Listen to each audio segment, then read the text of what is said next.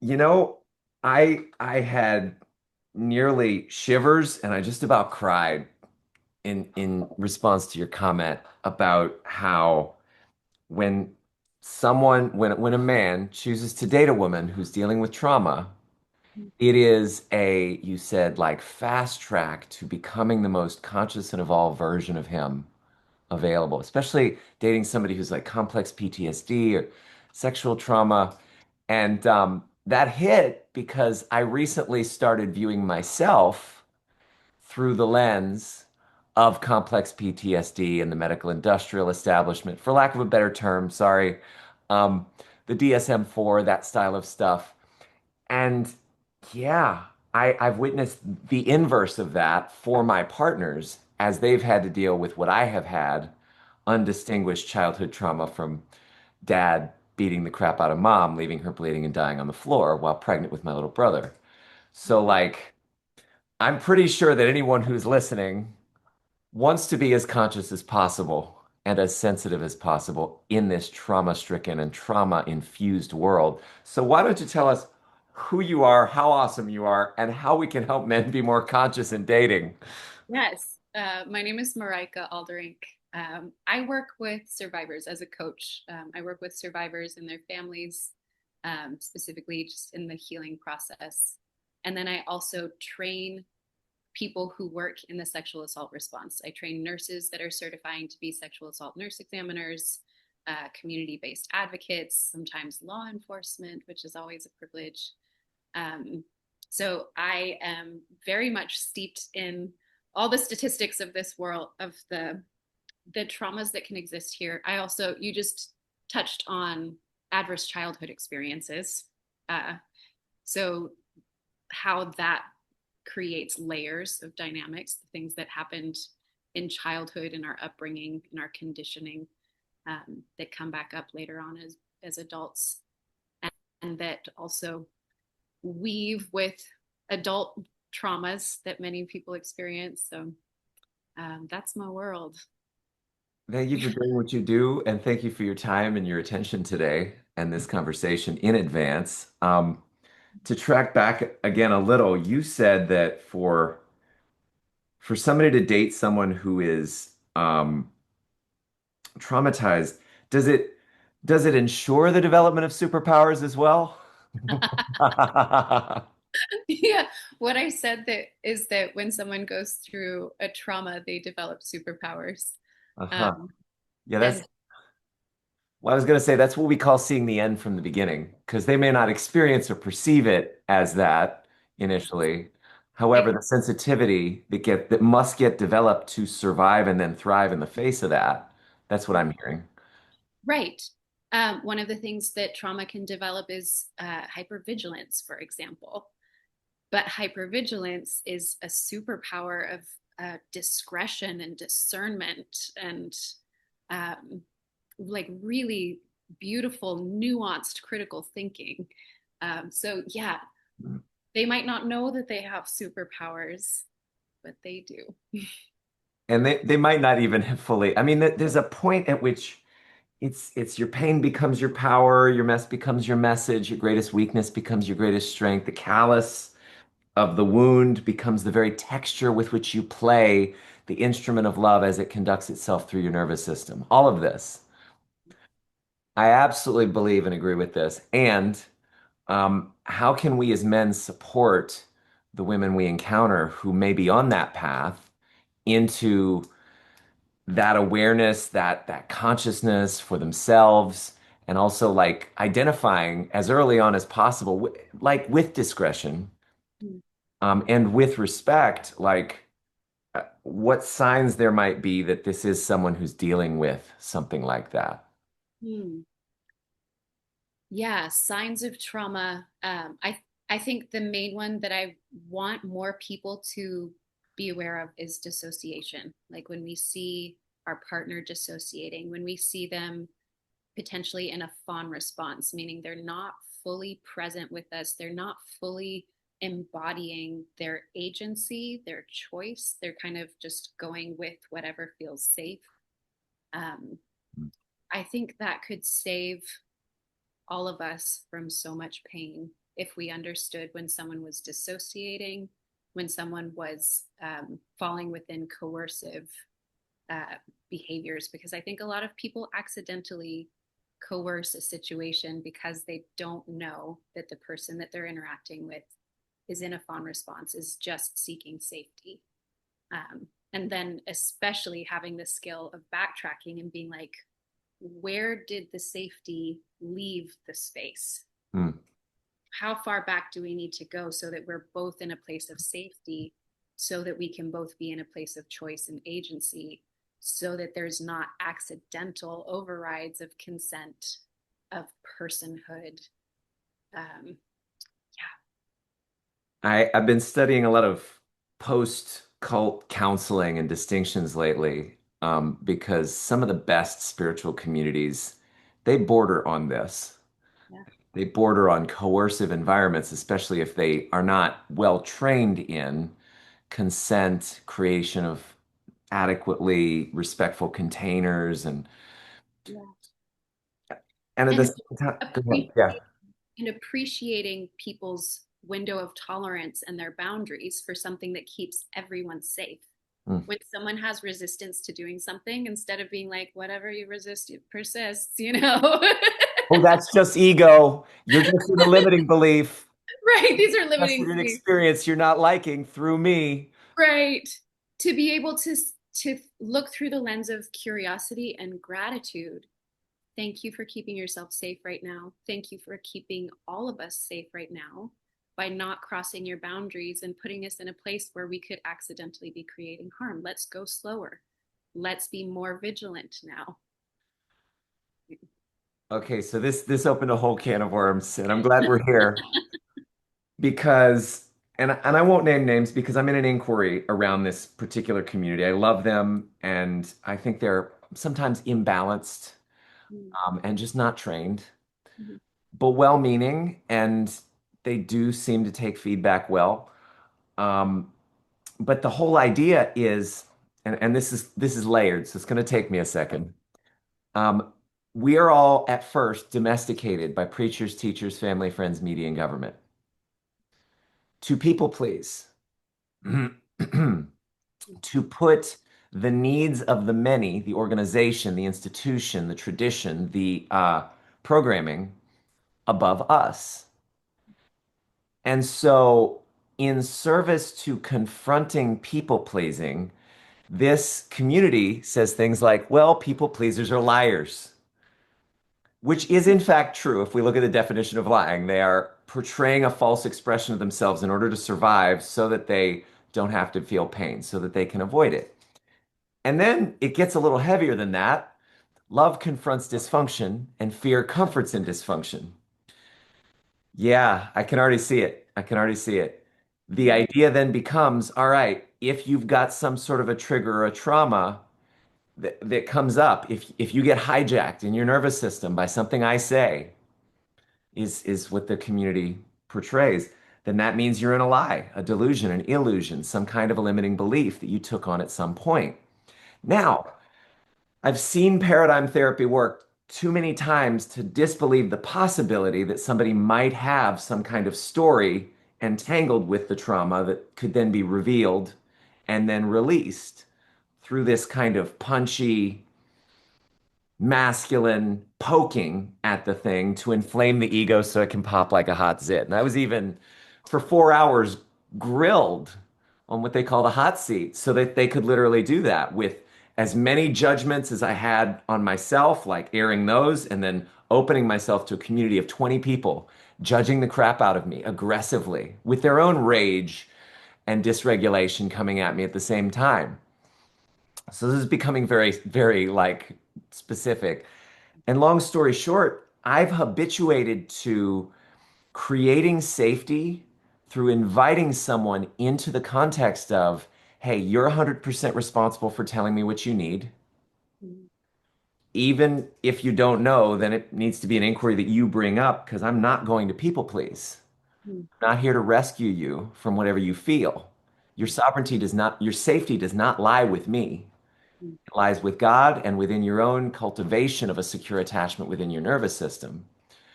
And There's a whole world here. You go ahead. I don't, I like, Can there's so we do much this more. for 3 hours? What's that? Can we have this conversation for 3 hours? Oh my gosh. We can bookmark it. We can already plan a cliffhanger if you want.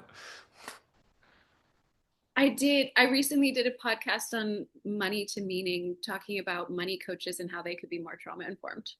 Aha, aha. Yes. And one of the things that I brought up that we ended up coming back to probably like 10 times is the concept of Maslow's hierarchy of needs. Mm. I find a lot of times when we're in those kind of coaching containers or in those self development containers, the people who have developed those containers have experienced the privilege of existing in the top tiers of that Maslow's hierarchy. Mm. Uh, and yes, of course, the hierarchy is not as nuanced as people are. We love tidy boxes in our Clever. but if someone has grown up, like we brought up adverse childhood experiences, if someone has grown up without enough food to eat, with housing instability, with seeing violence happen right in front of them, then their ability to access those levels of like, you're on your own in creating safety Mm. in your nervous system. Sorry. Yeah. It's going to be totally different versus somebody who's been able to exist in those top levels of um, their own self esteem and dignity and self actualization at the top, the very top part of the triangle. If we were just in a self actualization conversation, absolutely, you're on your own in figuring out what you need in order to be safe, and you need to advocate for that. But if that means you're going to spend 10 years in a trauma spiral, Mm. is it worth it to the collective? And I'm bringing in this like my feminine lens of like I am an estrogenated human who looks through the lens of social safety more frequently than individual safety. So social safety, expanding outward. Um, is it worth it to the collective to lose that person into a trauma spiral for however many years, 2 years, 5 years, 10 years, because when they needed something, they were left alone in it. And it brings Mm. them right back down to the bottom levels of that trauma, of that Maslow's hierarchy of needs. Is it worth it to lose that person and all of their beautiful skills and superpowers um, in order to like hold our standard of what self-actualization practices look like? Mm. Uh, and of course, from the in the world that I live in, it's not worth it. And I think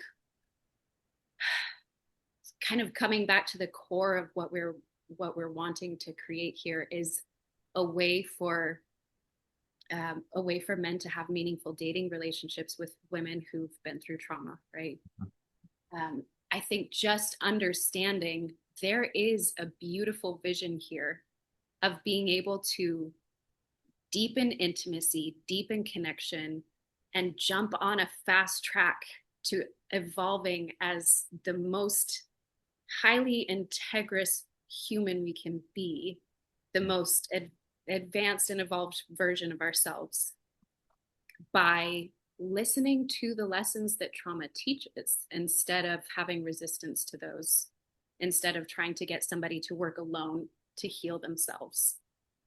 It is such a privilege to be able to work with someone in their trauma and to be able to, from a witness point of view, from the container point of view, be like, whoa, this is what trauma brought you through. This is what you learned through trauma. Like the people pleasing requires such a fine-tuned level of pattern recognition and empathy. It's mind-blowing. Also, people pleasing, fawn response, is the one evolutionary strategy that was evolved to deal with human dangers. Mm. We didn't evolve that to deal with lions or bears. We evolved that because of human needs. So it's like the most human trauma response of all of them. Mm. It's I when you examine what's happening on a physiological mind body level in fawn response, it's really impressive. Hmm. And I like talking about trauma responses as these uh, wise strategies because I think it also helps reframe it instead of being in judgment, instead of not wanting any part of that. That's your mess. It's like, whoa, what a beautiful thing that we evolved as a species, that it's got us through the complexities of being human. Let's learn more about that. Let's double tap. Let's see what I can gain from looking through the lens of your pattern recognition here. Brilliant. I can feel the aligned, integrated, like subtle, rich application of empathy and compassion in your speaking Mm, and in your distinguishing. mm, It's quite beautiful and just a grace to have here. Um, and I also hear that co-regulation then is a basic human right, or ought to be, and that given its structural necessity for healing certain types of trauma, that the mis or imbalanced over application of assumed capacity for sovereignty mhm. is a bit arrogant if applied in all places to all people at all times. Yeah. And I actually used this with a sibling recently when they were like, it's just so much pressure. I feel like there's just so much pressure. And I had to be isolated for a long time because there was just too much pressure. We don't need to go into specifics, but this idea that, like, what if instead of one person having to weight lift on their own, there were two or more people that were like, hey, you grab that end of the table and I'll grab this end of the table and we'll move it together. How much more could we move in this world? Mm. Yeah, so then it's not the same as Maslow's hierarchy for me. It's like there's an ideal. One of the things I've been playing around with for the past 6 months is that most people's pursuit of sexual needs, for example, is actually the result and exists against the backdrop of unmet spiritual and emotional needs. Mhm.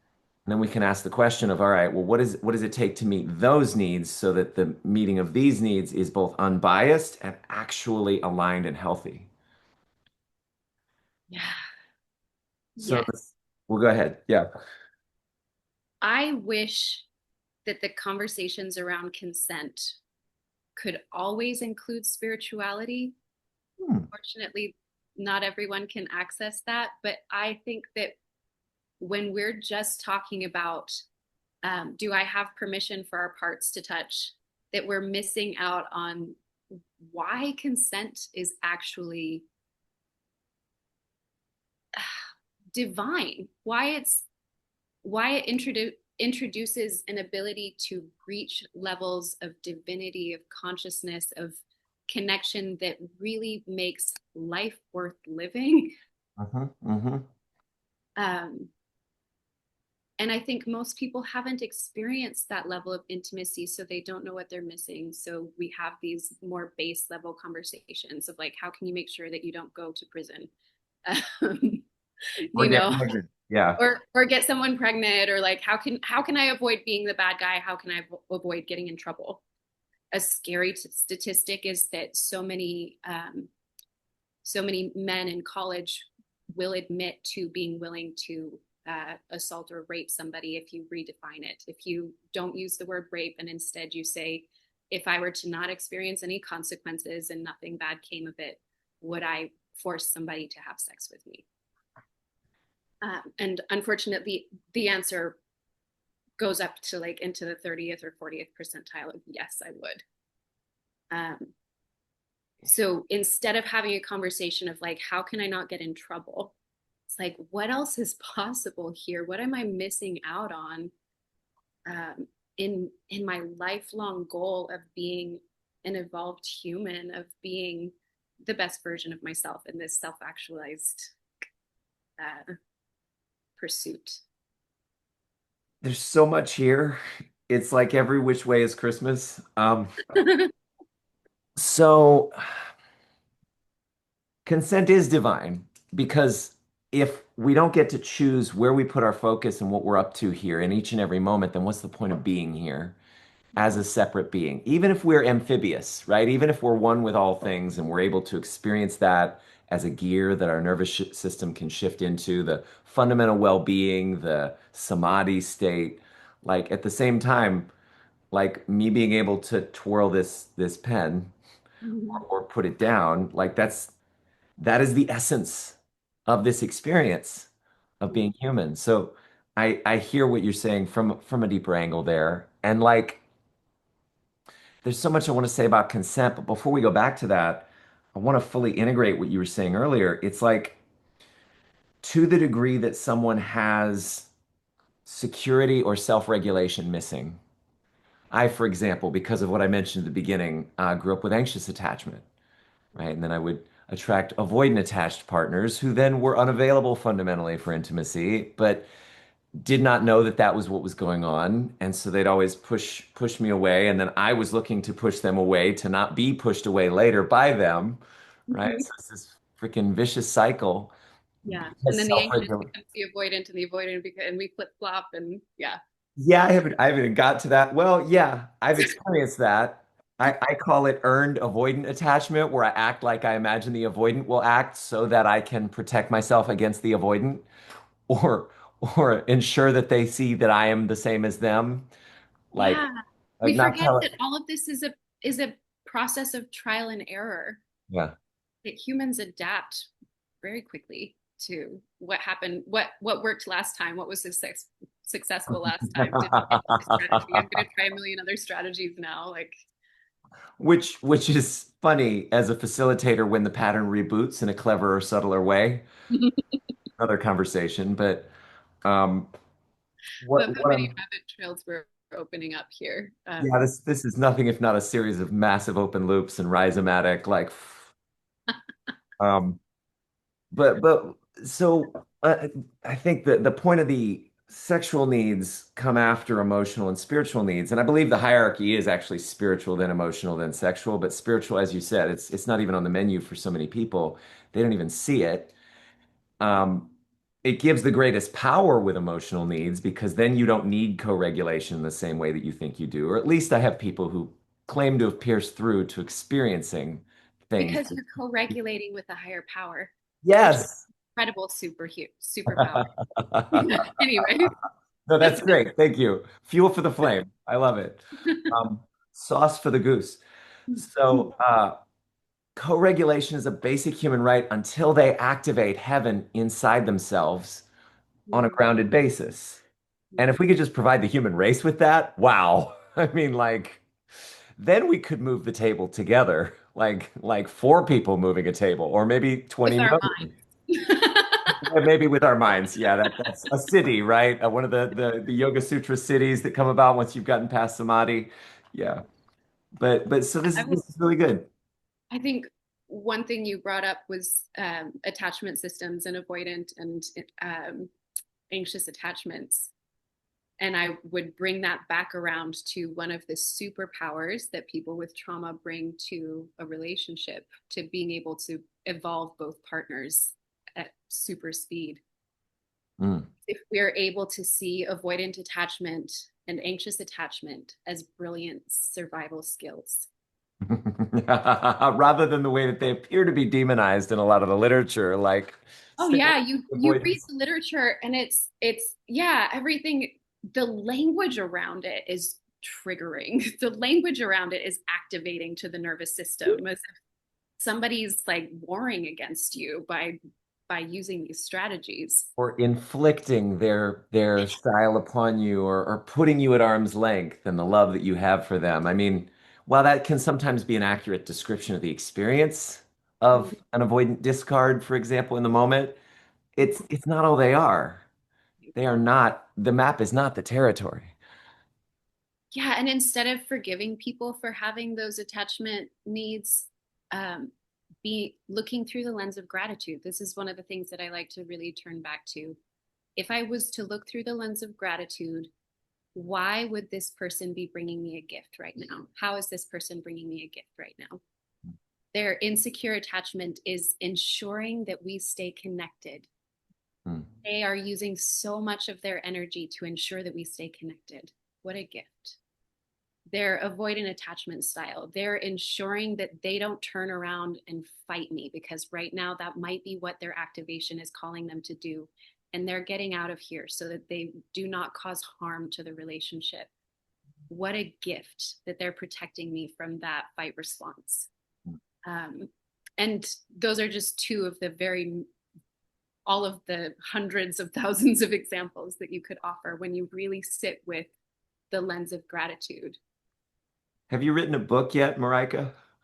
Yes, I'm on my way toward doing that. Because I would buy it and I would read it if it were apropos. I mean, there's too many beautiful phrasings and framings you've presented us with so far. Um, but so I'm gonna point to something. I'm gonna thank you for being here. Cool. She received. And so much of my early youth as a student of the world of dating was built out of a profound perceived inadequacy on my part to provide. Most women go for men who are taller, who are wealthier, who have social status, who have a style of fashion. And that's not to discount the possibility that a woman might be attracted to something other than or less than that. But statistically, you look at the work of David Buss and the evolution of desire, he looked at 38 countries. This is pattern stable between cultures.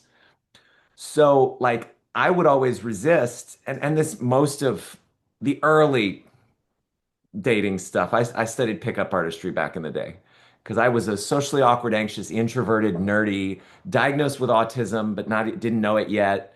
Like, had Let no me just clue. forgive anyone who's listening to this right now for that being their first step.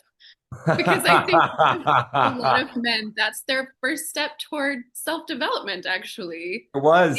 They get into that and then they're like, wait, that's a little bit fucked up. And then they pivot to something that feels more in integrity. But um yeah, so that was your It self-development. was. It was. So speaking to someone who's like a master of consent and the dynamics and the distinguishing of that, like that time, I'm like, oh, because it was a scared, sad little boy who wasn't getting sex, who wasn't getting attention from women, who didn't get it from mommy either, and was like, well, somebody's telling me that I can get it. I will do anything in my power to get it. Yeah. And so I say all of that to say that I resisted taking on responsibilities that I didn't perceive were my own. Mhm. And even as late as like the past 10 years, I was like, all right, well, I'd love to have a great relationship. But if I, as a man, am required to become a millionaire first, fuck that and fuck the woman who thinks that that's required of me. Mhm. Like, and what I'm hearing now is not a challenge. It's not an attack on the male psyche. It's like an invitation Mhm. to, and I never thought I'd hear myself say this, to make her feel safe. Which up until like a week ago, maybe a month ago, I would have been like, that's just straight codependence, and now they're tethered and attached to me, and now I'm their God. They're putting me on a pedestal, and if I do or say something that makes them feel unsafe, then I'm responsible for them, and I've set up a codependent loop that I'll never escape from that will poison the entire relationship. That's been my actual coaching in the past, in my relationship coaching. Oh, I have so many things to respond to here. Please. Hmm. What to start with? Well, let's start by taking away the danger here. Codependence is not an inevitable part of this process. Codependence happens when you reach a level of safety with the person. They're convinced that you are a safe person. People will give you their power. People will give you their power if you're a safe person. Intrigued. And it is our job to give their power right back to them. And codependence happens when we don't. Hmm. Codependence happens when we're like, oh, thank you. Yeah, I did do that in a very skilled way. Oh, yeah, I can be your daddy. You can't, oh, yeah, I will be your mommy. Oh yeah, I will be your power figure. I will be the representation of God in your life. Thank you. Huh. Codependency happens when we don't give their power back. So when we're in these vulnerable places with someone and we are choosing to be part of the container of safety of healing, it's like, am I um, am I with them in this process? Am I just asking them to expose, or am I matching them and being exposed? Are we passing power back and forth? Are we saying, here's my power, can you hold it for a minute? Okay, I've held your power long enough, here's it back. I trust you to be the most powerful version of yourself. So while I reserve my right as a facilitator to hold a model that produces value, Mhm. which is, I hear what you're saying, and I'm actually looking to meet you in it. So before I say anything else, I want you to know that that's where I'm starting from. Um, there's this sense that I operate from where codependence, it's not the DSM-4. It is when the soul, as it's having its experience in life, thinks that anything or anyone, any way outside of it can dominate or dictate to it whether or not it's safe, happy, abundant, loved, in the face of God, like looking at the face of God. Now, again, I don't have the right to ask anybody to practice from there until they've had some sort of deep, direct, grounded, unshakably confident experience of facing and being faced by God, like a love that never leaves. I've had enough indications from the people around me that that is a real thing and it's worth having. So I reserve my right to like default on some level to that model. But I see it as just a model now, and it may be too far of a reach for some people who just don't feel safe in their own skin and who are likely to give their power away to humans in certain ways for them even to hear it. It may be too refined or too demanding of a model, like, oh, you should not be triggered by me, or your trigger is about you and not me. Mm. So there's a whole realm there. Um, I'm curious what bridge would you build to meet me if you could, because I want to hear and receive fully and even integrate what you're offering. I have an example from a very different environment, and maybe this will help because it's a very specific example. I was interacting with, I was teaching a demonstration of what the sexual assault forensic exam looked like. Someone from sex crimes unit was like, can you help the patient understand that the law enforcement officer is safe? Like, can you help them feel safe reporting to this officer? Like our team is so good, it's so trauma informed, we've done so much work. And the example I gave is, it sounds like success might be, to you, it sounds like success would be the nurse explaining that the team is very trauma informed, the patient realizes that the officer is actually a safe person, the officer shows up, the officer is a safe person, there's a safe reporting experience that happens here. What you might not know is, what if that patient had an adverse childhood experience of having of seeing a trauma happen with a law enforcement officer? So what you don't know is that that person might go home and for the next 2 weeks have nightmares that combine their old adverse childhood experience, the trauma that they witnessed, with the current trauma of the assault. And now those things are glued together because brains do this. Brains associate traumas. And so this person, even though they had a safe experience with the law enforcement officer, because they knew that they had a trauma that nobody else in the room knew, they had variables that nobody else was considering. This person is experiencing PTSD effects for 2 weeks. And maybe it actually was safer in the first place for them to not speak with the law enforcement officer on that day. Hmm. So I bring in that example. It's a totally different example. Um, but we don't know what we don't know. And if we trust people to have reasons for why they're experiencing a trauma response, if we trust people to be they're wild data brains. Humans' brains are so beautiful. If we trust their beautiful brain that's computing a million miles a second, all of the variables that you couldn't possibly be weighing because your life experience is a million other data points away, then it's impossible to not give their power back to them to make that choice. We can say, look at me through my lens, see how I'm a safe person. And then we have to give them their power back to say, but from your lens, show me what I'm missing. Show me the data that you're holding on to that I'm missing.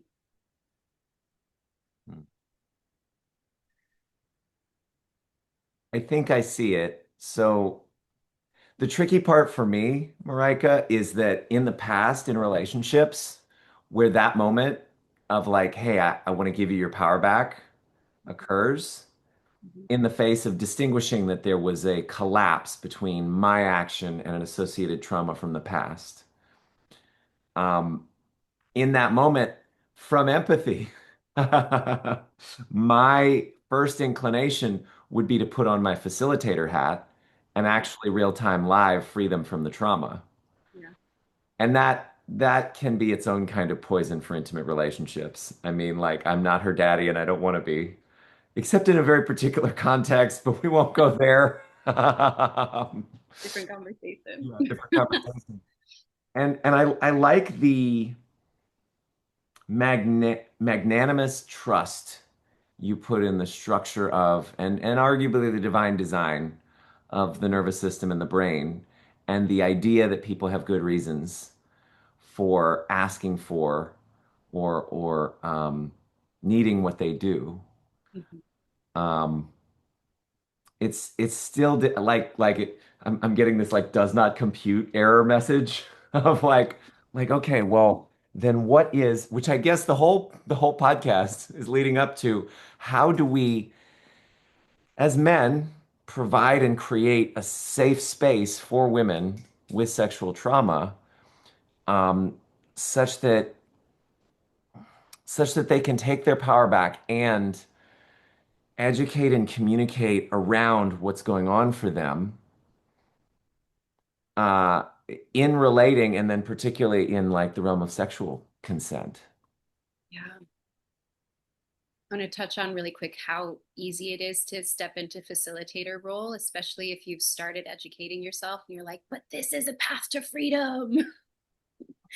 Um, I raised butterflies for a while, Huh. and it is Not so surprised. hard. It is so hard to not want to help take the chrysalis off those wings. You see them stretching and moving and struggling, and sometimes it's like you're so impatient. 30 minutes later you come back and they're still not out of that chrysalis, and you know if you were to just kind of pull a little bit that they would be out of the chrysalis. And when you do that, their wings stay crumpled because their wings didn't get a chance to get all the circulation to them to have the strength to push the chrysalis off themselves. Yep. And so they will never be able to really fly and thrive on their own. So we know what premature healing can do to people. It can stunt people's growth. Yeah, so what you're saying is, whereas in the past, I might have, from a need from significance or attention, rescued someone who would then come back at me with the experience of love. Um, True love is letting the caterpillar appear to turn to mush and suffer even more while I sit on my hands with tools that they could use to, and so that's the actual giving of their power back. I think in the spiritual community we say God uh, could take our sovereignty from us. We, what is it? God could take his sovereignty from us, but he won't. We can't take it from other people, but we try. Mm-hmm. And so like, yeah, I think the question would just be then discerning a true sovereign choice or request for support and how to handle that request for support without falling into being a rescuer.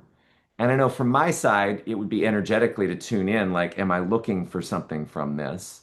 But from their side, an external observation, how do I know when they're actually in the chrysalis Mhm. versus like flapping their wings and looking for a different type of support? Does that make sense? Yeah, I I wish we had so much more time. I actually am down. I'm this close Mhm. to flexing the next meeting through text if you're down to receive and you're down to do that because Absolutely. Yeah, there's something I think would be helpful here. let's do it. First of all, it never hurts to pause a thing. Mm, Pausing, getting grounded. I think in any of those times where we want to jump in and give our tools away, I've experienced this so much. This is probably the most obnoxious thing about being in relationship with me, whether that's friendship, family, whatever. Is that I'm like, but I have tools, but I've worked all my life to gather these tools, and what good are they if I can't give them to the people I love the most, right? yep. Yep. But it never hurts to pause and get grounded and realize when we're actually working from kind of a frenetic place of like, I want to help. I'm anxious about the place where you're at, or I'm anxious about not being significant in your healing process, or whatever it is, whatever the thing is that's adding frenetic energy. But I think something I think might be valuable here is kind of zooming out and bringing in the principles of trauma informed care. Um, I would love to know those. Something I teach, from a medical perspective, or for nonprofits that interact with survivors or with people who have a trauma history. The and this is through the lens of the Substance Abuse and Mental Health Administration. So the principles of trauma informed care are safety, trustworthiness and transparency, peer support, collaboration and mutuality, empowerment, voice choice, and social, cultural, historical context. So it's these 6 different things. I find that if I pause, step back, and analyze those 6 categories, I'm almost always slightly out of integrity in one of those categories if I'm frenetically rushing in. Mm. Either I'm not truly looking through the lens of someone with trauma and looking vigilantly at the container and saying, is this a safe container? That's important for anyone. But yeah, like this so applies to dating as I'm thinking about it more. Is this truly a safe container through the lens of someone with that level of fine-tuned vigilance? Um, there's a bookmark there. I'll come back to it. Trustworthiness and transparency. I think this is huge. This is one of the superpowers that people with trauma have, is that they can spot something that's not quite right. And they might not have words for it. They might not have the most accurate description, but until that one thing is addressed, they will not be able to move forward. And it will look like they're looping on something, but they're not. It's just there's something that's so fine tuned that someone maybe without that trauma history wouldn't be picking up on it. There's something that has not been addressed. Mm. So that trustworthiness and transparency is huge. Um, if we think that something is untrue or a deception, yeah. Can Um, we, well, you each finish, one of these categories is going to open up so many rabbit trails that we could go on, but I want to just go through all of them really fast. please. Yeah. Your support. Is this a moment where we could pause and I could go talk to my peers and you could go talk to your peers and we could gather insight from people who have a little bit more of our overlap with our life experience? Huh. And then maybe we could come back and have a much more productive conversation because we just have a little bit more expanded insight and we feel a sense of solidarity instead of being like, I'm alone in this battle against this person. It's like, ooh, all of us understand all of them. And maybe maybe we can combine this and not be an us versus them. Maybe this is a like, whew, humans experience this thing and here humans experience this thing. And now we all have much more insight because we've gotten support from our peers. Mm. Um, and then collaboration and mutuality is like, did we forget somebody's agency and sovereignty along the way? Did we, is this one person who's just like, come on, we're going this direction without the insight and wisdom of the other person? Mhm.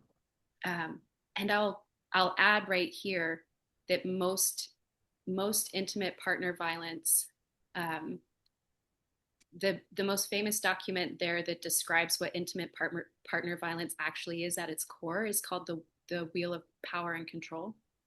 Huh. And it talks about all of the different ways that control is used in a relationship before it ever gets violent. So collaboration and mutuality is the opposite of that. It's the opposite of the path toward intimate partner violence. So we're met and matched and moving on this process together. And then empowerment, voice, and choice, it's very similar. Like, is somebody losing their agency? Is somebody losing their voice? Is someone dissociated um, Mm. and not really bringing their full self because we've overlooked something. We haven't left enough room for the fullness of their voice. And then the last one being social, cultural, historical context. Is there something that I'm just, are we ships passing in the night because you're coming from an entirely different background than me? You know, I'll just, my Dutch upbringing, I was a few minutes late to this podcast recording. And my Dutch upbringing is that my family would be like, that is very rude that you were 5 minutes late. 15 minutes early is the only way to be polite. and and then the more I've interacted with a lot more cultures, it's like sometimes showing up right on time is very impolite. Sorry, we're not ready yet. I was expecting you to show up kind of within the hour. So they're just like a lighthearted example of different cultural lenses on even like time and timing and when we show up for something. Um, Sometimes we can massively miss each other because we're assuming that the background that we grew up in is the background, is the way to have ethics, is the way to do things right, is the way to do things fairly, is the way to do things kindly. Um, so the zoom out, um, yeah. There's a delightful and delicious density to the potency and precision of those principles. I get to come back and listen to my own podcast. It's really exciting. That alliteration was pretty great. And you're welcome. It's one of my favorite things. Yes, I'm a writer. So the biggest things I heard, and I'd love to have that get concrete. I'd love to telescope down by a level and then further down to the level of like application on the court in dating Yeah. through through a little sidebar that'll continue to repeat the principles. And the biggest thing that stood out for me was agency as a construct. What I mean is, we don't come with a naive concept of what it means to respect or honor other people's agency, cultural and social uh, differences being part of that, right? For some people, there's an expectation and thus a pressure and thus like whatever around timing, for example. And so in order for us to actually operate with respect to other people's agency, we get to keep that concept, that construct in mind, and then to read them and their behavior through that, and then to support. I mean, we rise together. The rising tide lifts all boats. Part of that tide is me noticing, are you actually practicing from agency? Which is not the same as overfunctioning, which is how I would have perceived it at the beginning of this conversation. People pleasingly overfunctioning by taking responsibility for someone else's sovereignty. That would be, yeah, which is heavy, hefty, and exhausting. Like, but there's no reason not to be in consideration, in inquiry, in curiosity, in generosity around like it's reasonable to assume most people do not are not exercising their full sovereignty and their full agency, and that it needs to be something cultivated and encouraged and activated. Is that kind of what comes out of trauma-informed principles? Is that awareness? Yeah. Is the awareness of how to activate agency, how to leave space, leave room for it, because social conditioning from sometimes from infancy, sometimes from the embryonic development, social conditioning starts taking away agency. Um,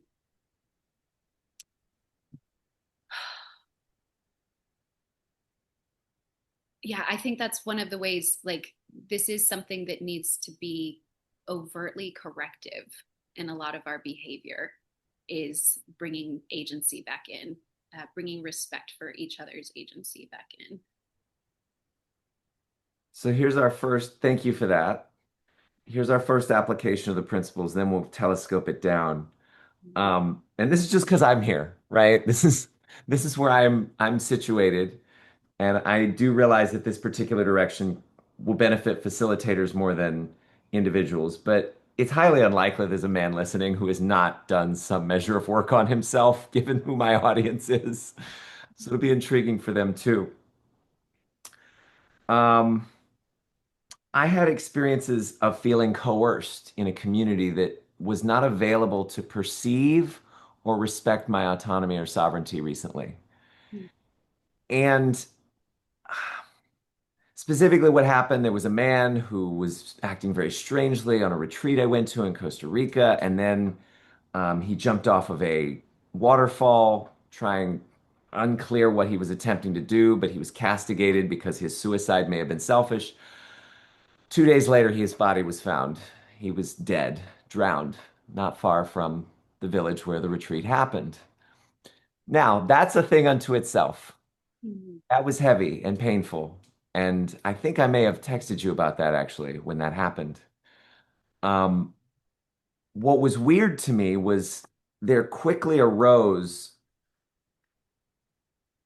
an unwillingness for the community to confront the possibility that A, he might have committed suicide, and B, that it might have had something to do with him being at the retreat, and C, that there might be something off about the teachings or ideas of the community such that that happened. Mm-hmm. So in a group thread, I message, hey, apparently he killed himself. Uncertain, in inquiry, in curiosity. And one of the leaders of the community demanded immediately that I delete the message. And because I didn't want to lose the belonging, after fighting it, after she demanded my attention through multiple phone calls while I was at a conference, which I dismissed and frustratingly said, hey, you don't have the right to demand my attention in this way, I redacted the message. Literally replacing the message with the word redacted so anybody could find the edited version because I was in protest. And then the community doubled down and said, you made a promise to take all flaming from the women in this community as a refiner's fire, showing you what to heal inside yourself. Now, there's some version of like, be grateful for the gift of somebody being triggered or attacking you or whatever that's in there. But at that point in the community, it was asymmetrical. There was an agreement the men had given to the women to like, hey, I will, whenever you're triggered, I'm going to sit the fuck down and shut the fuck up and just receive and step into my leadership and my nervous system's presumed capacity to hold space for and regulate you. Because that's who I am as a man. Now, of course, the women don't have any similar promise at that point. And so I was called misogynistic for not immediately dropping everything, for answering the texts. It was demanded of me to recommit to my promise. And then when I came back and said, "Hey, I'm glad this community is not full of fascists telling us what we must believe," it was tongue in cheek. It was tongue in cheek, and it was like how to win friends and influence people, give people a good name, and then they'll live up to your good name. Of course, nobody loved that text because what I was doing was I was saying there are fascists in this community. I'm just not going to confront them directly. Then the queen mother of the community said, "Hey, I would not have left my children in the United States for this mission if you had the right to people's attention. And our team has given you too much more attention." And what that felt like was mom not giving me love and attention. So I was on some level manifesting it, but I had this experience of just like, I don't feel safe because these people don't hear me. I'm not free to speak. I'm not free to express my thoughts without being attacked or beaten the fuck back down, so that the tribal hierarchy that is behind the proposed spiritual hierarchy can reassert itself.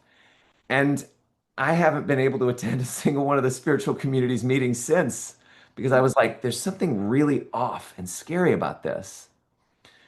Sovereignty and autonomy were not granted.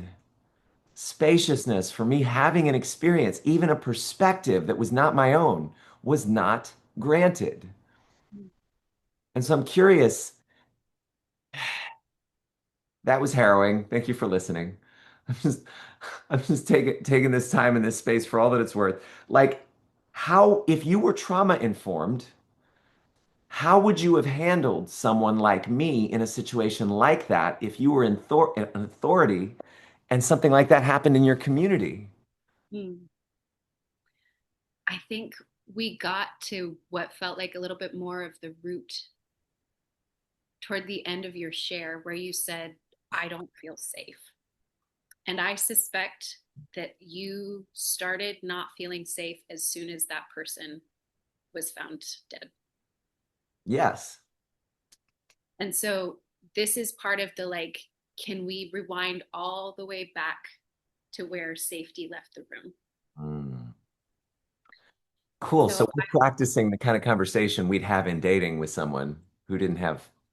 I'm the yeah, guinea pig. You're the practitioner. You're the one standing in for our men in the future on dates with these women who are suddenly, they went from green light to yellow, maybe even to red. Go on, though, please. right. Yeah. I mean, I could have gotten distracted by a lot of the details of that story. And there are so many valid points in that story that we could have talked about. But I think the most helpful thing is to rewind all the way back to what was the first moment where safety left the building. Um, as somebody who saw that message, I would have reached out to you and just frankly stated that, like, can we have a one-on-one conversation? It sounds like you're responding to the lack of safety that happened when we discovered that one of the members of our community passed, right? And then from there, we've rewound past, like, it sounds like you moved forward. You were not feeling safe, and so you took action to try and feel safer by bringing about a community conversation about, like, how can we as a community be accountable for everyone's safe, but can we rewind and not move from a place of, not take action from a place of not feeling safe? Can we rewind and say, let me just sit with you for a moment, because the moment we lost a member of our community, it affected you deeply. It affected you enough that you wanted a community response. And how can we add safety? How can we move from a place of safety together? From there, your communication might have been different. It might not have sounded like, so apparently this guy killed himself. It might have sounded like, I need something here. Does anybody else need something here? Hmm. I need to not feel alone in this. Is anybody else feeling this way? And I would love to imagine, I've never met any of these people, but I would love to imagine that the female facilitators that really took their job seriously to come down and like radically change the way men and women are relating, and the way we're honoring each other's leadership. I would love to imagine that the women hearing someone say, that really affected me. I'm dealing with it alone. I didn't feel safe when I heard that. I need I need something from the community. I would like to trust that they would have been able to kind of spread that nurturing their wings over the community then and guide the community through a different conversation than what happened. Would that? I, yeah, I hear you. Thank you. Because I'm Mm-hmm. in the interest of creating a community and serving a community and helming and guiding and shepherding that community. And I was at a loss. I mean, like, when I came back with compliance to the demands that were made on me, I was met with, well, we know that this man is in heaven. And so that further made me feel unsafe because it was like, not only are we not here to honor and dignify the fact that you might have a perception or perspective that's different than ours, but there's an orthodoxy suddenly that I could see from video footage and from the tone in these people talking was their way of doubling down on not feeling bad as well as feeling as good as possible about what happened through creating a context that made sense of it for them. Because this has never happened before. So they were doing their best to create something to enable them to feel safe in the face of possibly spiritually bypassing or incredible grief. I loved this man. I felt close to this man. Thought he was a little strange. He was acting a little strange throughout the whole retreat, which may have been its own signal that safety was not present for him. So, like, how does one apply this in dating specifically? Let's say I'm out on a date with somebody, and is it catching the early warning signs of someone being triggered or dysregulated or skittish or and then how do we do that without that falling into overfunctioning? Mm-hmm. The best trauma informed skill is agility Hmm. because there are so many nuances when we're talking about nervous system safety.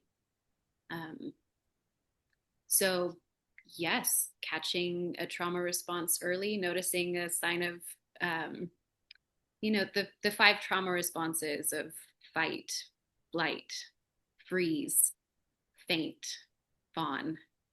Um, are we seeing somebody kind of go into hopelessness? That's the faint response or the flop response. Are we seeing somebody go a little bit into people pleasing? That's the fawn response. Are we seeing somebody kind of zone out a little bit and not be able to keep up with the discussion? That's freeze response. Or are we seeing somebody who's like distractible or that's it's trying to like bring up other conversations or seeming avoidant? There's a little flight response there. We're seeing some obstinance or like belligerence come back at us. There's some fight response here. So being able to pick up on those early cues, absolutely, that's fantastic. And then when we don't, Hmm.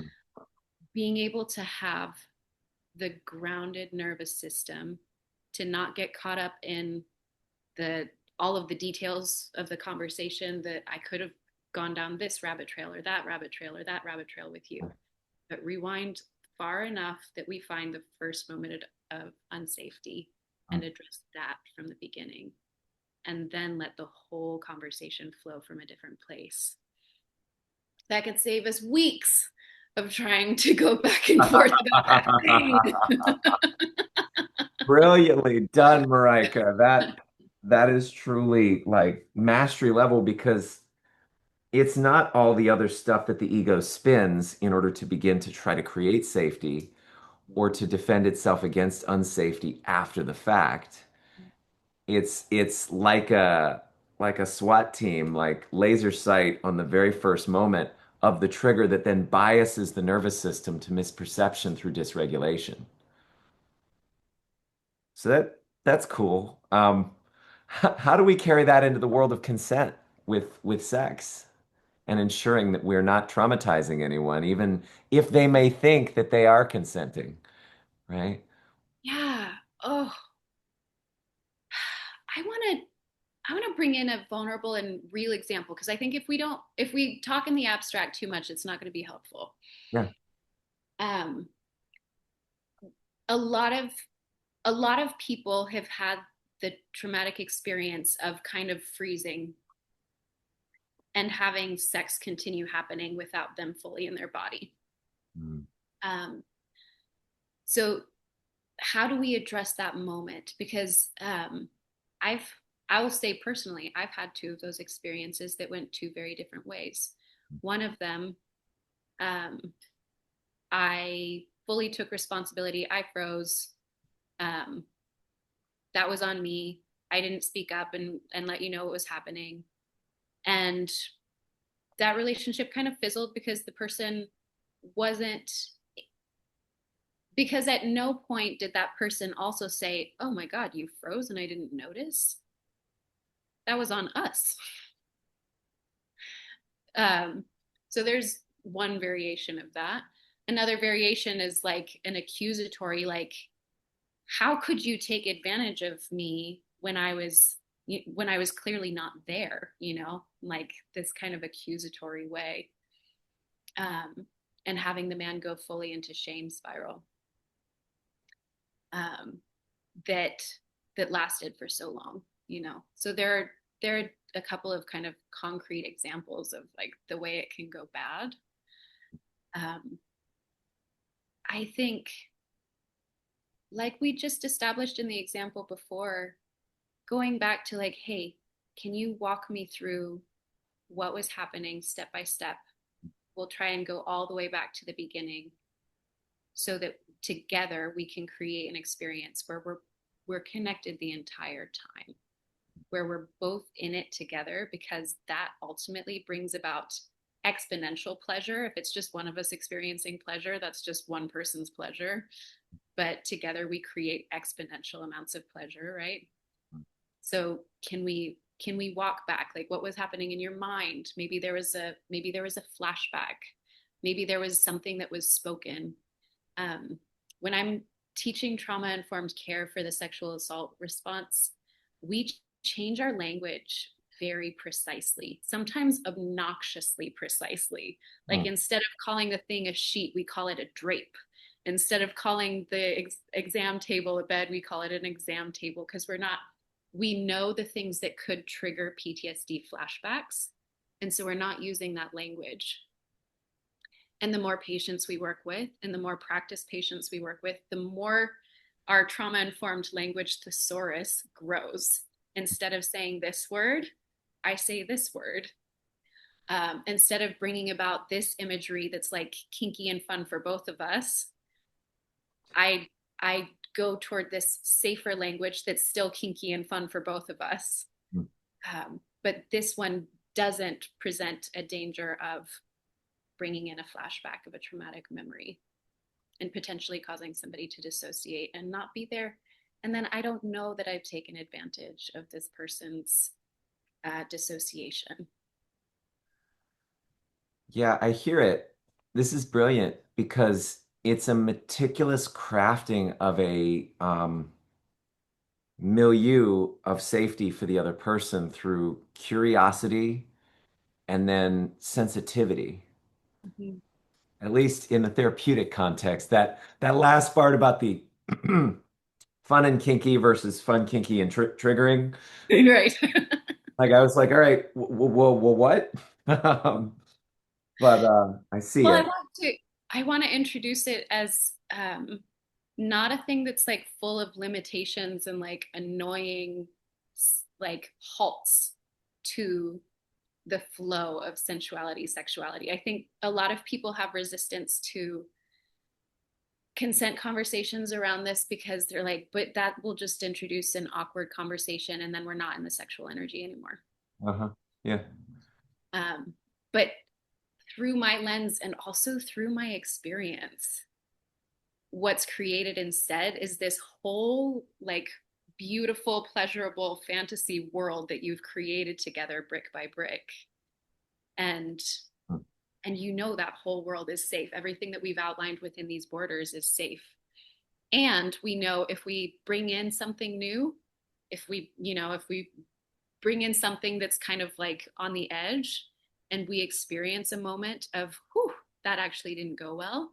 That brought up some, that brought up dissociation, that brought up bad memories, that brought up a sense of disconnect. Um, or even like seeing me through a lens that I don't want to be seen through. That we have a process where we go back to the beginning, we go back to safety, we explore together. Where did we miss each other? And then we move from there. So there's so much trust that's created that even if we do wander into something where we kind of like push the edge too far and wander into a place of, triggering a trauma, that we have the path back to safety. We've established that.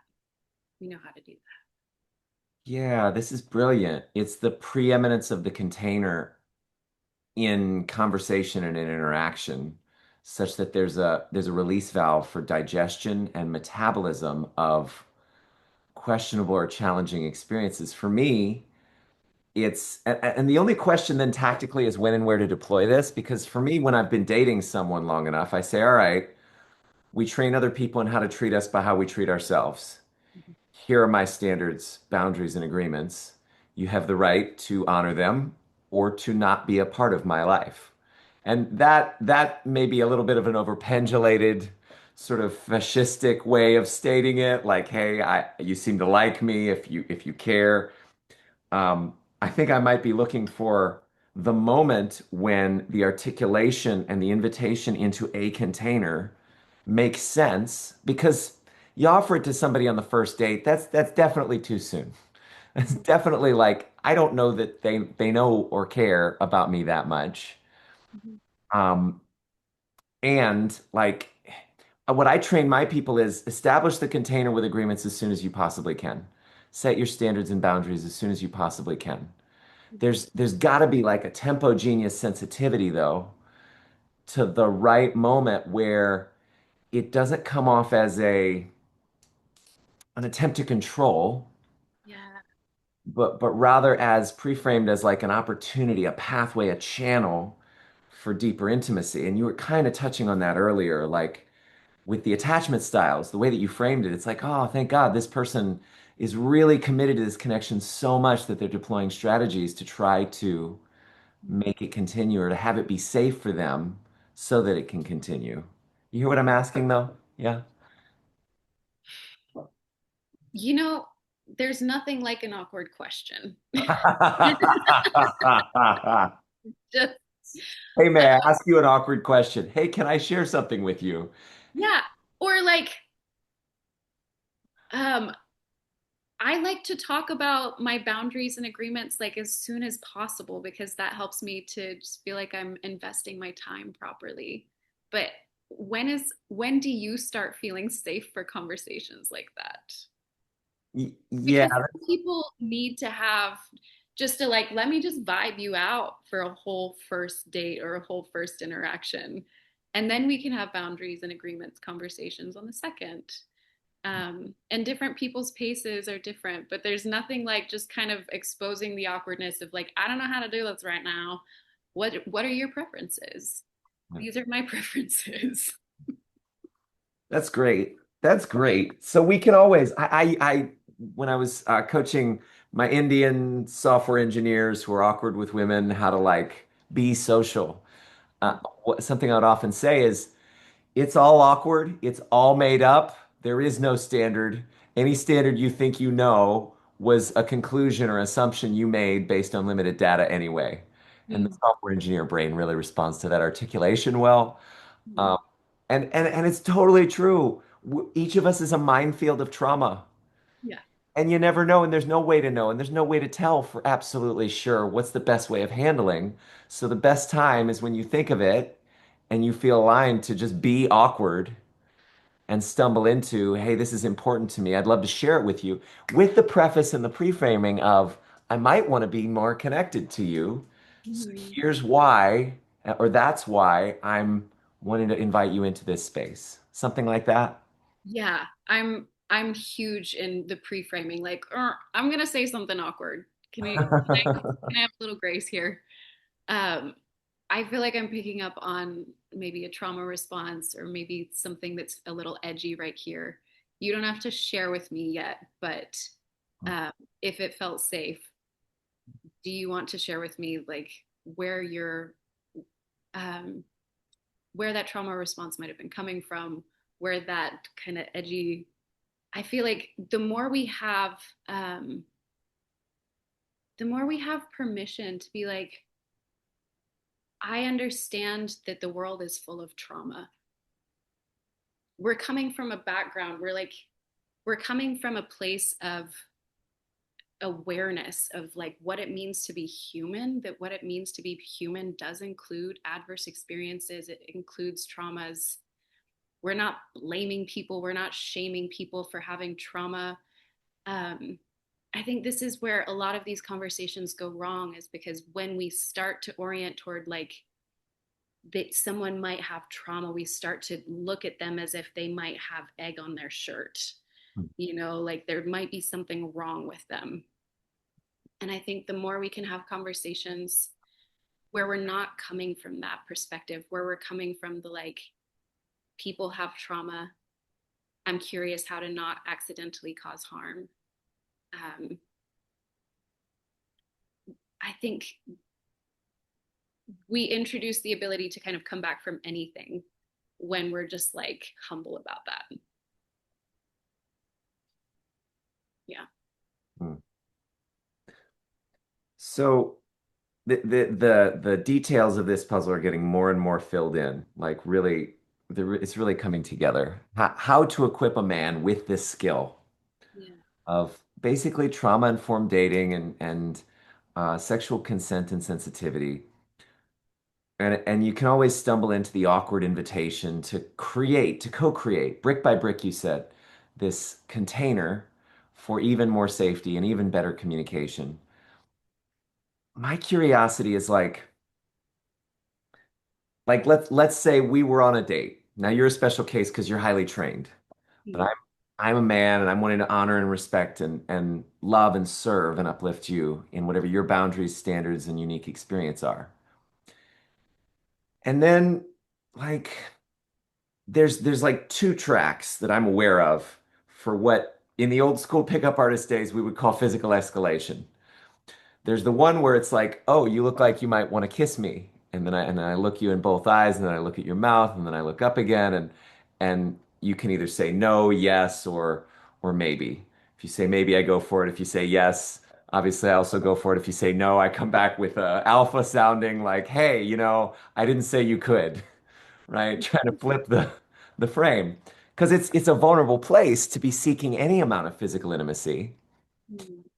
It adds, I think, would add for my men an intensification of that vulnerability to be now interrogating in their mind, like hypervigilant to, oh shit, I don't know if it might traumatize her if I want to, especially after hashtag me too, like how will she interpret it if I go for the kiss, if I'm feeling something, but it's not the right time or whatever. And so like all of that leads to a question of how do we allow and encourage and invite the organic arising of the juicy, sort of nourishing, like touch without having to make every step a highly regulated, trauma-informed chess move. And I get it. Like later on, after physical intimacy is beginning, like we have a kiss or we start to touch hands or whatever, there can be check-ins to calibrate. But it's like that initial initiation and moving towards that I think like some men may feel exhausted by the idea of trying to be considerate and may even engage in like this false positive of like, okay, I have to deny when I'm feeling a vibe because I haven't checked in. Do you know what I'm saying? Yeah. Yeah, I think um I love this. We're really getting down to rubber meets the road. There's nothing like signaling early on, early signaling of like I get the world around a woman's concerns for safety. Ah, So before we're ever in that dance of feeling each other out sensually, physically, while we're still just meeting, like, what do you do for work kind of conversations, Yeah. to be able to signal in this way of like, hey, I'm grateful that you came out with somebody that you don't really know very well. I'm aware that 8 in 10 women have experienced harassment. I'm aware, I'm not saying this is things that you should literally say, but you might say these things, or you might just be carrying this awareness. 8 in 10 women have been sexually harassed in their life. 1 in 4, the statistics here are really inconsistent, but between 1 in 3 or 1 in 5 women have experienced sexual assault or rape in their lifetime. I'm aware that, like 50% of homicides of women are from their intimate partners. I'm aware that asking somebody to be in this space with me is asking them to confront their sense of, am I safe with this person? Mm. So before we're ever in the vulnerable stage of like feeling each other out, just being able to signal, I'm grateful for your trust in me. I know it's a big deal. Huh. It's a big deal to go out on a date with somebody for the first time. It's a big deal to be willing to be flirty with somebody and to put yourself into that position. It's a big deal to then go into that space of like, is there something here? Is there something energetically? Like, to really be grateful for that, to understand the risk assessment that might have happened in their nervous system, in their mind, maybe consciously, maybe not consciously, to be willing to be at this point together. And I think that can, instead of instilling a sense of discomfort, that can instill a sense of like, Yeah. it feels so good. Like, if we've gotten to this point already, thank you. You are basically, this is great because this touches on the male privilege and the intersectionality thing that we kind of anticipated going into. There's an elephant in the room Mhm. for a woman with any man Yes. at any time. Yes. And she has concerns for safety groundedly based on not just statistics, but arguably, most likely, very visceral, probably painful, particular personal experience. And so addressing that, you were magnificent, by the way, in the way that you were doing that. You were doing it like as if the man was speaking. You were speaking to the man at the same time. You're speaking like in such a way like there's like sound bites in there that a man could use to set the tone and let people know that he's educated. This is the meat. This is for sure the meat of why we're here. Um, so like, yeah, what is the full, if there was like a snapshot and I think you constructed it partially. I just want to make sure nothing important's left out of like because we go culturally from women wearing hijabs Mhm. on one side of the planet Mhm. to women being deeply confused by the Madonna whore, like two different archetypes that they're pulled in the directions of by modern culture, and like let's just say in America. How do we as men fully get the world of a woman's safety? What are the contexts and the angles that maybe we wouldn't see initially? Mhm. When a woman is going out on a date with a person for the first time, she's likely contacted her friends. Huh, okay. Say more. Likely she's likely let somebody know. This is where I'm going to be. This is who I'm going to be with. Check in with me at the end of the night, make sure I'm okay. That's probably something that has happened. When a woman gets out of her car to walk to the thing, she's probably looked in the mirror a couple of times and decided, is this outfit giving the wrong idea? Is this outfit giving the right idea? Do I like a million other questions of body okayness, body safety, all the things. She's walked through the parking lot to get to be with you. Walking through that parking lot, she's maybe also been like, I'm dressed really nice. I'm dressed in an appealing way. I also want to make sure that nobody in this parking lot thinks that I've done this for them. So before she's ever seen you and shook hands with you and said, thank you for meeting me, she's probably already experienced several points of, am I safe? She walks in the space, maybe the host checked her out. Maybe the person at the bar checked her out, and she's already like, she might be on guard just from being in a public space, being dressed to appeal to the person that she was trying to appeal to. She was attracted to a person. She said yes to go on a date with this one person, but she's had to make sure that the 100 other people she's interacted with in this crowded space don't think that it's for them. So by the time she gets to you, she's experienced a whole world that you haven't experienced. I feel sad at how exhausting I imagine or I speculate that must be, but also how like much bandwidth and like time and energy, it's a it's a burden.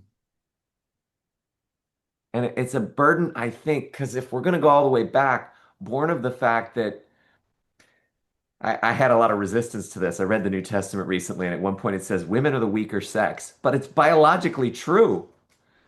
Men are a threat and could kill a woman, and often do, apparently. I have heard women describe men as the apex predators of the women species. Yeah, there was that bear thing a while back, right? Uh, I mean, even being checked out could cue up hypervigilance or some kind of trauma response or feeling of unsafety. That is interesting. I one time I heard a man um, talking about his wife and how much gratitude he had for his wife bearing their children. And he said it in such a way that was the most beautiful thing I'd ever heard, because he started the gratitude from, she has been preparing her whole life since she was 13 or 14 years old to have these children. Even before she knew she was preparing for it, she was going through monthly pain, monthly embarrassment, social humiliation moments. You know, she's been preparing for this many years to give birth to the children that we've had together. And so I'm grateful not just for the 4 children. I'm not just grateful for all the ways that she's an amazing mom. I'm grateful for this lifetime of preparation that has brought her to this moment. And I think if we could also have that lens for women in dating, like, you've been preparing your whole lifetime to be in this safe exchange with me, to be in this connection, to be in this intimacy with me. I'm grateful for every one of those moments. I'm grateful that you have become the person that you are, that you can bravely walk through those doors in this amazing outfit, that you can meet me with this confidence, that you can trust me in this way. If someone's coming in with that amount of gratitude and understanding, there's a felt sense that this is not only a safe person, but this is somebody that I could evolve with, because they see what it's taken for me to get here. And it's not, there's, I think then we can take the conversation out of like there being so much pressure to not be the bad guy, because we're not talking about what we don't want anymore. We're talking about what we do want. We do want somebody to have this instilled in their bones, this level of understanding of what it means for somebody to be willing to enter into intimacy with another person, and that immense gift that that is. Wow. It reminds me of like a couple weeks to a month ago, the conversation was such that this was actually on the retreat, to their credit. They're talking about how even eye contact, even me checking you out, for example, if Mm-hmm. that were to happen, is the masculine sort of penetrating the energetic field of the feminine. Mm-hmm. And to do so without pacing that reality, without being sensitive to what's already going on in that reality, Mm-hmm. moment or culturally, biologically, it can come off as, well, I mean, I'm not so me too that I would say energetic rape comes from you looking at a woman with lust, right? Or you should not look at a woman with sexual appreciation for her beauty or even having desire or sensations in your body. Like that's not going to stop. 500 milliseconds, there's a visual area of the occipital lobe in the male brain that registers hot or not. Like, do I want to mate with this woman or not? It's there whether we know it, like it, agree with it or not. It's pre-conscious. But at the same time, like, wow, wow, this is such an education. So where that tunes me into is like there are cultural standards that suggest women should, and I'm going to be visceral in the way that I describe this so that it's palpable, that women should dress like sluts, so to speak, or very sexually suggestive. You even get this in the new age community. One of my friends, he's like, "Oh yeah, the tantra pussies." Where it's women who are at a festival or something and they're wearing almost nothing because their ego gets strokes by the Mm, hooks that they can pull into them of men's attention. Like, oh, let me make you feel good because you are sexually valuable, because you're sexually positive and free.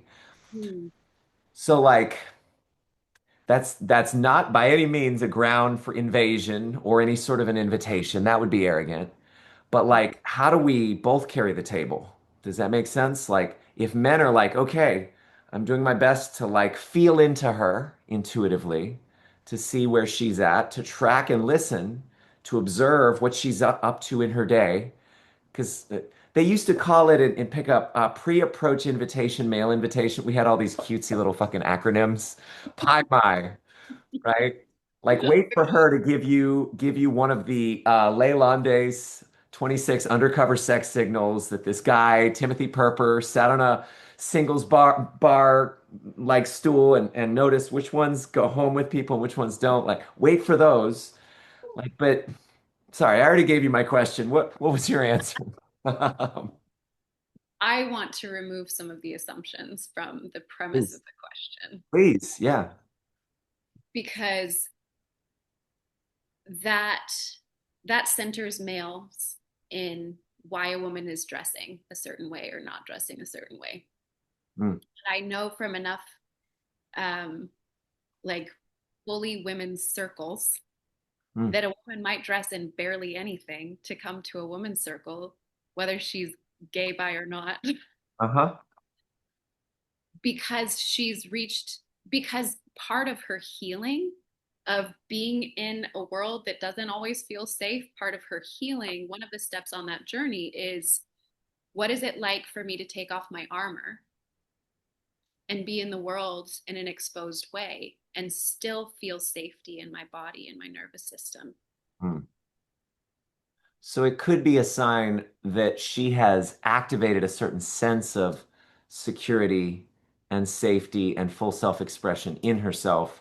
It's not always a sign that she's looking for attention, though it still could, and there's no way to prove that it isn't unless you have a conversation with her.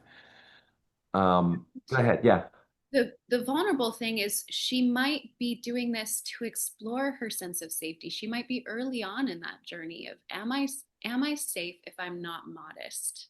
Hmm. Because Mhm. early in my childhood conditioning, I was told only being modest kept you safe. But Yeah. then I realized that people get raped in every kind of outfit. And so now I'm challenging that truth and I'm exposing myself more. And it feels good to not wear very many clothes in the Texas summer. Yeah. And so I'm deep in this healing and exploration of can I be safe in this space? And if a man sees that and his assumption is she's advertising something, oof, that's a trauma clash waiting to happen. Mhm. She's telling me she wants attention, and over here she's saying, I think I'm proving to myself that I can be safe no matter what I wear. That's a trauma clash waiting to happen, right? That it's intriguing because in the same conversation, I don't want to cut you off. Did you have more? Or? No, I'm just saying that as one possibility of what could be happening. I'm not defining that as anyone Yeah. in like her tantra outfit. Yeah, yeah, that's great. That's great because it is a resensitization to the realm of possibilities that exist there.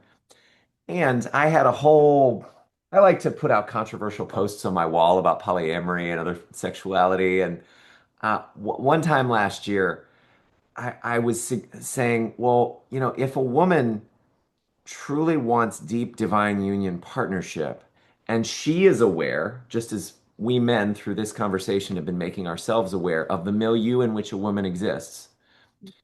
If she, for example, were to take the same journey from her angle and make herself aware that men, because they do not have good training, they don't have good training by parents, they don't have good training by culture on how to relate to women, most of them discover sexual expression and experience through porn.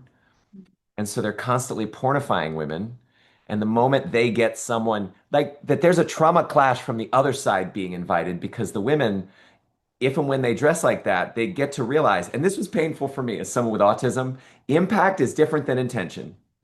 I will have an impact whether I intend it or not. And that impact I can either control through honoring, well, I can't directly control it ever, but I Right. can control the likelihood of a certain range of impact by being responsible for, like, I think it was Bataille who said, I am the sum even of the misunderstandings people have of me. Mhm. At which point, I am liable for those misunderstandings. And I can either choose to feed them by acting in a way that I know, because I'm smart and I have observed, will activate and trigger people in that direction, or I can choose not to. And so the conclusion of the post was like, all right, if somebody's ready for a monogamous, completely committed divine union, then it would behoove them to, sad to say, it's been, my past 9 months have just been like, Christianity again? No, I left this when I was younger, but it's starting to make sense. Crap. Um, like it's been really disturbing for me. Like the modesty seems like it was intended to protect someone's capacity for sovereignty in respect to their sexual expression so that they're not playing into a misunderstanding that would then activate forces in their social world in a way that they don't intend or desire. At least Mhm. that's the most charitable reading of modesty. The other one is that it fucking fucks you up. For sure, it also does that. But you hear what I'm saying? You get what I'm coming from? And I want to make it more complicated instead of more simple by introducing another perspective that Come on. what if this person was ready for an intimate relationship, a monogamous, beautiful, their lifelong partnership, and what they really wanted to do was rule out every guy that was going to treat them like a porn star because they walked into a room in a certain outfit. Which means they have a certain type of privilege they're exercising against everyone who's carrying trauma of a certain stripe. That's fine. So And that might be a criterion for filtering out one's world. As Ross Jeffries taught me, if a woman doesn't treat you as a 10 out of 10, then exit, stage left, right? So both men and women will have standards that may occur as offensive to either, and they have every right to those standards. So, I mean, I get it. I honor it. I I'm not sure if I welcome it, but I hear it. And thank you for standing for it.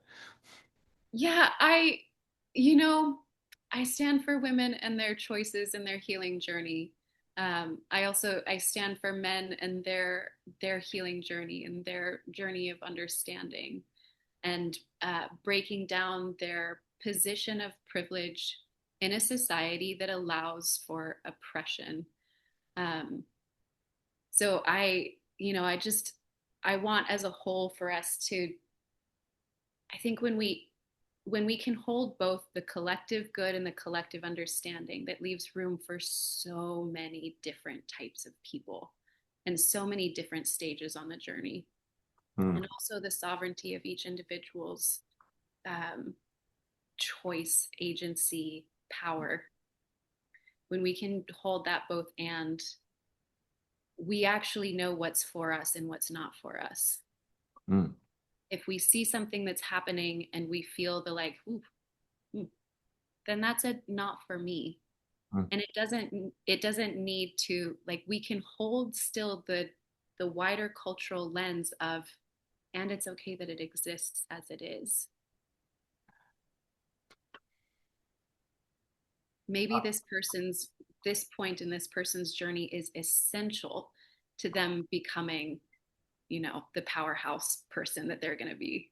For sure. I look back at my Casanova period and I think if I hadn't done what I did and experienced what I experienced, I wouldn't be receiving the level of thriving that I am now at the depth of possibility for intimacy that I did not have during that period because of those behaviors.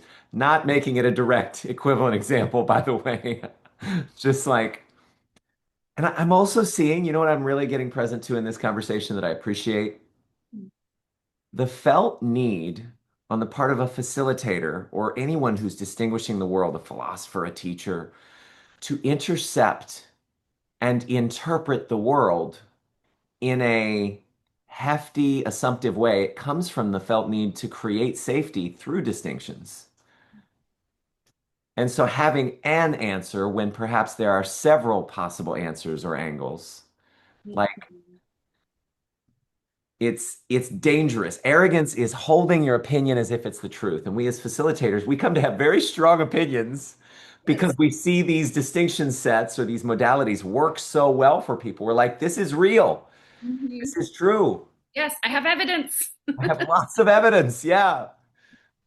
10,000 hours of serving people in holistic medical clinics. This is one of my friends would say something like this. And then it's like, which then in their mind and psyche seems to merit the right to speak with an authority as if it's dogmatically true when it's not.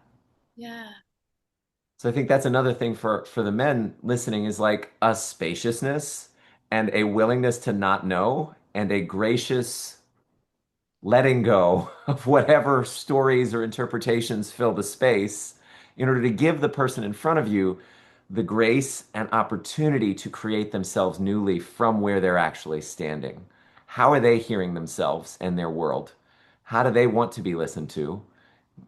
Assume sovereignty, assume capacity, assume dignity, assume charity. So I think we've gotten a woman's world, unless there's anything else you want to add to that. I'm sure the women in your life will add some. Let us hope. Let us hope. There are many, right? I was looking from the expert perspective.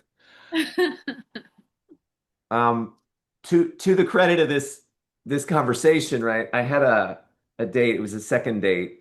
And we were getting close, and I was hugging her and I was touching her, and then there was a moment when I put my forehead against hers, and I wanted to kiss her, and I think she could feel it, and she was like, may I kiss you at a later time?"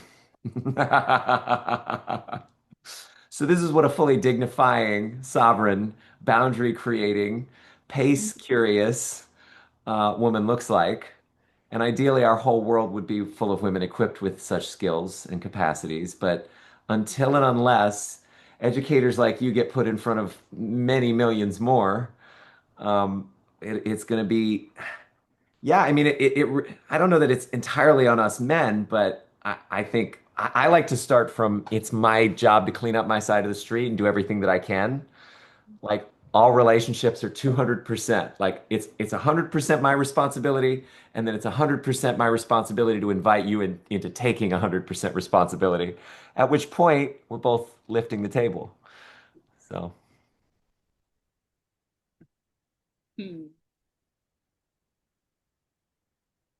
gosh, I think that might be it. Except for intersectionality. I mean, like we could debug male privilege and other stuff. I mean, that might be our last stop here. That might be a little big. Might be a little big. Yeah, that might be it's a whole other thing. Um, So I think yeah. let's back up because and I'll give it this last because I can feel the energy too. Mhm. Um, my mom was raped. This was somewhere in high school or college. And as you were talking about the high school and college male statistics, I think about the desperation of some of those men and how they're socialized through fraternities, where the whole way to get laid is get drunk and find a drunk girl and do the thing. And so like my curiosity is how do we address the expression of a man's desire without defanging his masculinity. And this is kind of another angle on where we went earlier, but so much is nonverbal and Mm. so much is energetic.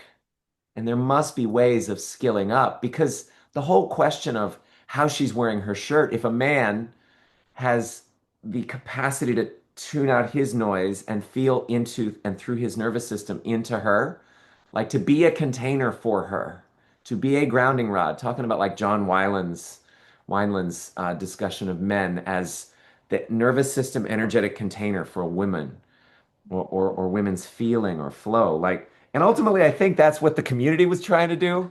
It's just not all men are available for containing women at that same rate of intensity at the same time. Like, am I going to take on personally her letting out her Kali at all men to me while she's accusing and attacking me for doing something that was outside of love? Like, is that really safe or healthy when I haven't passed some certification or licensure or test to ensure that I myself am safe in that process? Like, no, that's stupid. How That's do we get idiocy. certifications? I Yeah, love that. get your certification first because that's asking for a trauma clash Yeah. and a multiple like recurrent like a trauma tornado. So anyway, how do men skill up in being more sensitive to women so they don't have to do all the conscious languaging, distinguishing, but can just feel into and perceive and then give her exactly the stroke that she needs? Mm. I think my brain is doing a rapid, like, go back a step, go back a step, go back a step. Mm, Because I think at the very beginning, both parties need to be fully embodied. mm.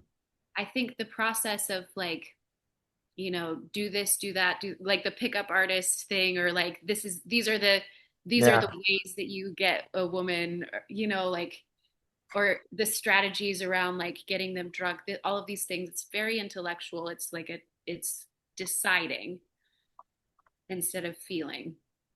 But the animal body speaks when we are in our bodies. Mm, And I think so many people, like, I want to acknowledge that, like, 3 out of 10 men have experienced harassment in their lifetime, or something that felt sexually unsafe. So men also are carrying trauma. Men are also carrying adverse childhood experiences. Men are also carrying things that have them get out of their body. So I want to hold that with so much compassion, and then also just invite, when we are skilling up, like you were saying, like the first skill is, can I be fully in myself? Can I be centered in myself as I walk into a space? First of all, that's sexy as fuck. It really doesn't matter how tall you are, or if your face has the correct symmetry for the mm. whatever. Like, Or if your eyes, look the same direction. Yeah. it truly, like, the felt sense of, like, that person is all the way in their body. They're centered. That's sexy as fuck. And then being able to feel from there, like, my animal body is present with this person's animal body, so I'm choosing the person in the room, not the one that I'm going to have to intellectually manipulate into a situation they might not want. Yeah. I'm choosing the person in the room that is attuned to me because my animal body feels that. Mhm. So it's starting from choice. Even it's like, what direction am I moving in the room? I know from a felt sense, not from a, like, pre-programmed strategy. Yeah, that's brilliant. That's beautiful. Because even those so-called undercover sex signals are probably, for the vast majority, it's a capturing of symptoms that are the result of a pre-existent process between nervous systems of feeling out calibration and through that attunement discerning safety and attraction.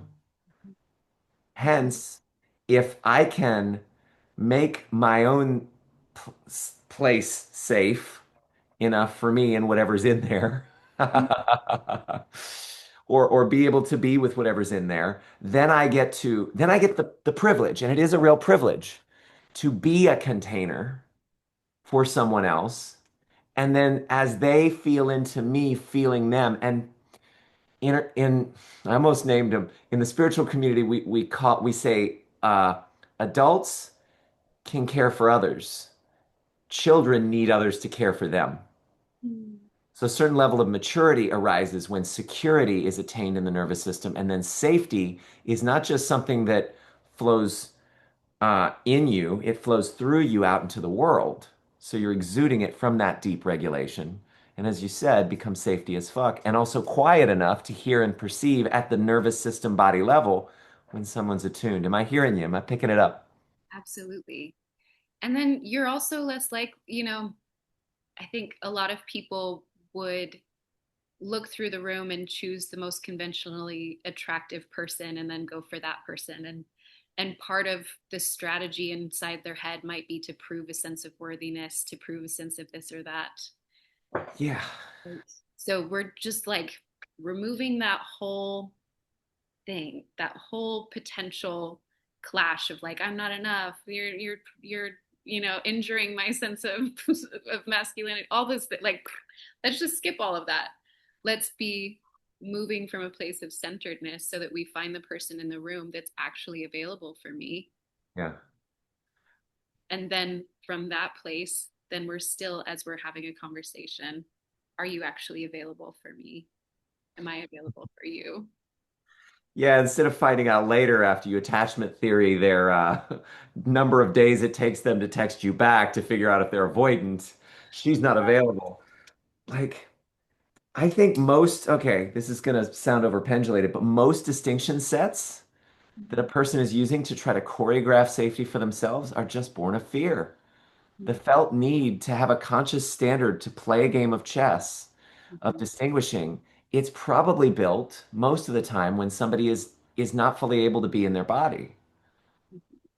Because if we were fully embodied and trauma free, then we would perceive so much more. I think my friend Artemis, he used to say, intuition is our primary mode of knowing.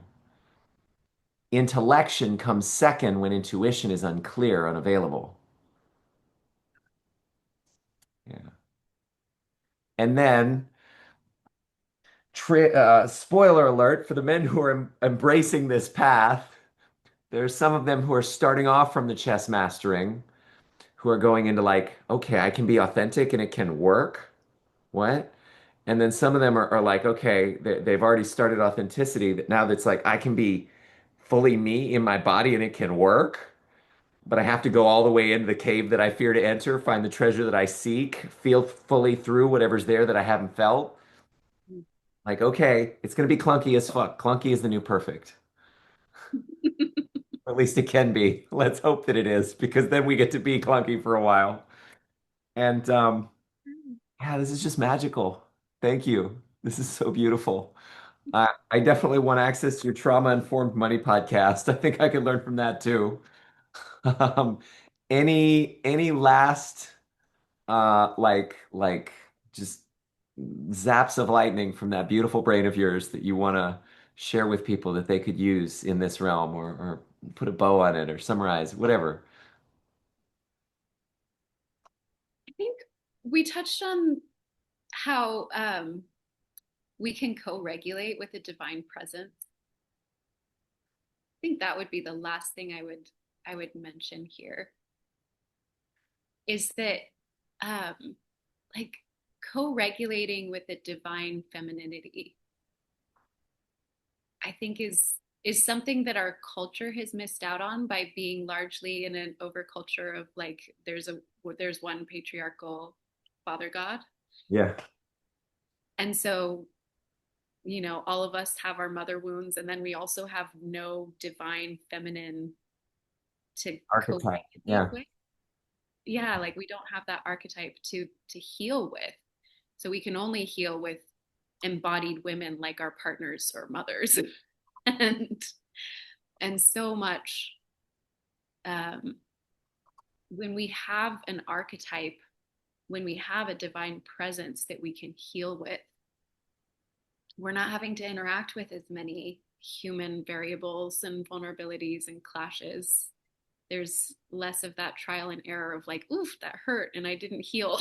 I just I just moved backward a couple steps and now I have more healing to do. Um, yeah, I would say this has been an experience that's been profound for me is to heal my relationship with women, heal my relationship with my mother wound, Mm. um, through this sense of like an archetype of divine feminine.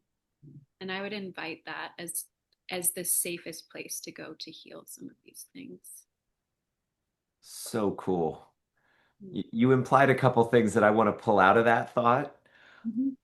One is, and just to make it absolutely crystal clear and explicit, that healing of certain types of wounds and trauma and pain requires the presence of other people attuned in a certain way through co-regulation. Am I hearing that right? Yeah. Okay. Yes. Yes. Because that breaks my previous model and the whole community's model. And like or it's perpendicular in an intriguing way. Now, the other thing was both with the divine and with actual mother figures or female figures, have you personally gone through that co-regulation to healing journey? Like have you co-regulated with God and have you co-regulated with women? Oh yeah. I've had the beautiful privilege in the last week of having two different interactions in a public space, in a group space, where a woman turned to me and was just like, I don't think I've ever felt this level of safety in an interaction with another woman. And I was able to say from a place of complete honesty and truth in my bones, this is our birthright. This is the natural. This is the baseline. And everything else has been social conditioning that's brought us away from that. But this is what we're here for. And this is my normal. And I truly, through my work with the divine feminine archetypes and through my work with just being around more amazing women, seeing life through their lens, I've done that work to where that is truly my baseline. Amazing.